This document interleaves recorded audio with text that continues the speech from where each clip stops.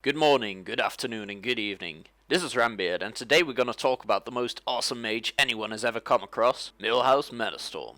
By now, almost everyone has gotten a notice of this iconic little guy, and thus I'd like to share with you his story. Not yet aware of his existence, we talk to Adal when passing the trials of the Naru. When Adal sends us on the trial of tenacity, he tells us about a gnome, Milhouse Manastorm, that was just in the wrong Naru vessel at the wrong time. This gnome would be locked in the Alcatraz, the prison wing of the Naru spaceship Tempest Keep, among all sorts of dangerous creatures. How Manastorm got there in the first place remains a mystery to this day. We assault the Alcatraz and we reach the prison warden. Milhouse is released and fights by our side, as the warden calls him a lowly gnome. When he fights, we see that he's a mage without specialization, as he uses arcane, frost and fire spells. Noticeable things about him are his size, he's actually larger than a dwarf, and his ever awesome use of language, with one-liners like, Alright!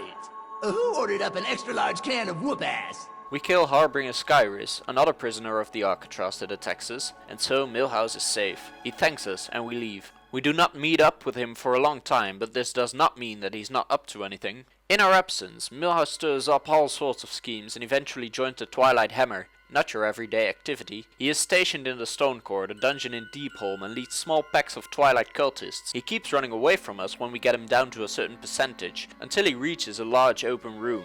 He tells us to wait while he conjures up an amazing spell. We can actually see him cast a spell called Impending Doom.